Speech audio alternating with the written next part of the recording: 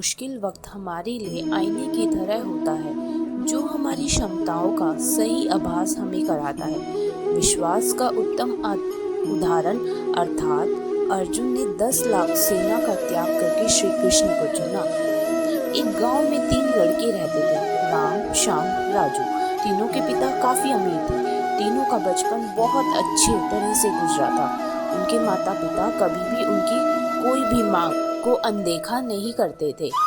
राम के पिता सरपंच थे, श्याम के पिता एक कारोबारी थे और राजू के पिता एक किसान जमींदार थे। छोटी उम्र से ही उन सबको लाड प्यार ने ऐसा बना दिया था कि ना तो उनको मेहनत का पता था और ना ही उनको समय की परवाह थी। अक्सर वे सारा दिन बस घूमते रहते थे, नशे और अन्य भोग विलास में डूबे रहते थे, जिससे उनके गांव वाले भी दुखी थे। सरपंच और बड़े लोगों के बच्चे होने के कारण उनकी कोई शिकायत कर पाने की हिम्मत नहीं कर पाता था, जिससे उनका मनोबल और बढ़ गया था। एक दिन उनके गांव में बहुत तेज बारिश हुई, जिससे सब लोगों को नुकसान हुआ, जिसमें इन तीनों के पिता भी थे। लेकिन इतना कुछ होने के बावजूद भी उनके बेटों का वही हाल था। वो बस घूमते रहते, नशा करते और भोग विलास करते रहते थे। माँ बाप काफी चिंतित रहा करते थे। ये तीनों भले ही कितने गंदे थे, लेकिन इन तीनों के अंदर एक खास बात थी जिसकी पहचान किसी को नहीं थी और उनको खुद को भी नहीं पता था। राम एक बहुत अच्छा नेता प्रतिपक्ष था, क्योंकि उसके पिता के पास रहते हुए उसको इन सब का काफ़ी ज्ञान हो गया था, क्योंकि उसके पिता सरपंच थे। श्याम भी इस तरह से बिजनेस की समझ रखता था, क्योंकि उसके पिता एक कारोबारी थे। और राजू खेती का काम जानता था, क्योंकि उसके पिता जमींदार थे। पर अपनी गलत कर्मों की वजह से उन सब ने अपनी इस टैलेंट पर ध्यान नहीं दिया, जो कि उनकी सबसे बड़ी कमजोरी थी।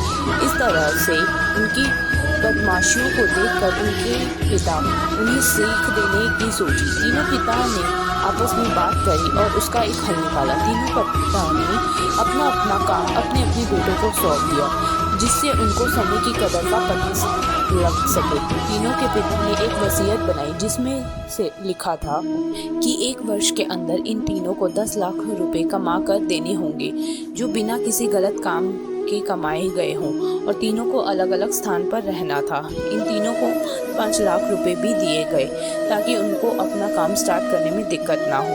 पहले तो सब खुश हो गए कि हम आज़ाद हो गए हैं, हमको पैसे मिल गए हैं। ऐसा सोचकर उन्होंने फिर से काफ़ी समय मौज मस्ती करने में लगा दिया।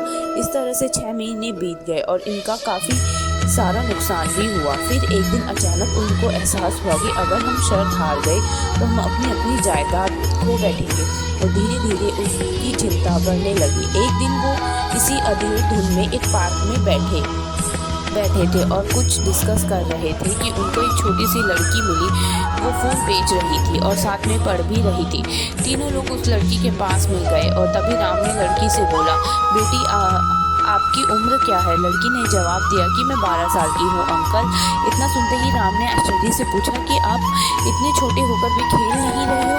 इस पर लड़की ने जवाब दिया कि मेरे पापा अब इस दुनिया में नहीं रहे और माता बीमार रहती है, इसीलिए मैं ये काम करती हूँ। यह सुनकर राम ने अपना पर्स निकाला और उसके पास जो भी पैसे बचे थे उस लड़की को देने लगा। उसके बाद लड़की ने बोला, अंकल आप भी फूल ले लो, मुझे बहुत खुशी होगी, क्योंकि मैं अगर आपसे फ्री में पैसे ले लूँगी तो फिर मेरा पढ़ाई में मन नहीं लगेगा, मैं कामचोर बन जाऊँगी, क्योंकि यही समय है जिस समय मैं अपना भविष्य लिख सकती हूँ। राम ने उस लड़की के सारे फूल ले लिए और तीनों घर लौट आए। उस फूल वाली लड़की का उन तीनों लड़कों पर बहुत गहरा प्रभाव हुआ। रात भर उन तीनों ने उस बच्ची के बारे में सोचते रहे और उन्हें एहसास हुआ कि वो तीनों कितने गलत थे। तीनों ही दोस्तों को एहसास हुआ कि आज भी उनके पास 6 महीने का समय है अपने पिता के दिए गए काम को पूरा करने का और भविष्य बनाने का। इस दौरान सबने सोचा कि अगर बचे हुए समय का सही उपयोग करें तो अभी भी बहुत कुछ किया जा सकता है। इस तरह बाकी दोस्तों ने भी सोचा और दूसरे समय में आकर काम तलाशने लगे। पर उनके शर्त में यह शर्त भी थी कि उनको जो भी काम करना होगा वो अपनी पहचान बिना बताए करेंगे, जिससे ये साफ था कि उनको काम नहीं मिलेगा। और जब वह काम नहीं मिला तो उन्होंने सोच लिया तो अब वो करें, अगर कुछ भी करेंगे तो अपने गांव में जाकर ही काम करेंगे। भले ही उनके पिता कुछ भी लेकिन फिर भी अपने गांव में जाएंगे और अपने गांव में कुछ नए काम करेंगे, भले ही उनके पिता की वसीयत मिले ना मिले। तीनों लड़के अपने गांव में फिर से आए और अपने अपने पिता से जाकर मिले और उन्होंने अपने अनुभव के बारे में बताया और बोला कि वो आगे से ऐसी गलती नहीं करेंगे, कि उन्हें माफ़ कर दे। लेकिन पिता तो शर्त पे ही अड़े थे। लड़कों को कोई दया नहीं मिली। तीनों को फिर से दुख हुआ कि तीनों को अपनी गलती का एहसास होने के बावजूद भी उनके पिता उनका सपोर्ट नहीं कर रहे हैं। फिर से वो रात भर सोचते रहे कि अब वह क्या किया जाए। तीनों ने मिलकर एक स्कीम निकाली। राम अपने मित्रों के साथ मिलकर लोगों की प्रॉब्लम को सुलझाने लगा, जिससे गांव की समस्याओं का ज्ञान हुआ। और इसी तरह श्याम भी गांव के विकास के लिए नए नए तरीके सीख गया और राजू किसान और बीजों का ज्ञान हो जाने से उसकी काफ़ी फ़ायदा हुआ। तीनों ने मिलकर अपने बाकी पैसों को सही ढंग से सही जगह पर लगाकर गांव का नया रूप दे दिया।